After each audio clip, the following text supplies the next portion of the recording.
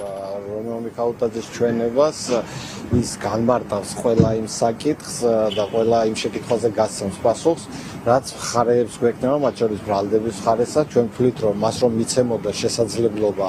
რომ მიეცა გამოძიებისთვის განმარტებები მის დაკავებამდე, საერთოდ არ იქნებოდა საფუძველი არც მისი დაკავების და არც ბრალდების წარდგენით, თუმცა საწუხაროდ ბრალდების მხარემ მასაც ეს შესაძლებლობა მის საქმის საწყის ეტაპზე არ მისცა. იყო დაკავებული ბიზნეს საქმიანობით, ამ წლების განმავლობაში მან დააგროვა საკმაოდ სოლიდური ქონება და შესაბამისად ამ ყველაფრის მტკიცებულება წარმოდგენილია სასამართლოში და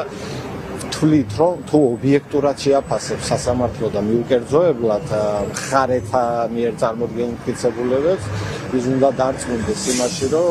ჩემი დაცვის ყოფი არის, ურანაშაულება მის თანაგუნდელებს და ჩვენებას ვრცელდებოდა ინფორმაცია გრიგოლ ილუაშვილის წინააღმდეგ მიცემული ჩვენების, თუმცა მე ამაზე არ მაქვს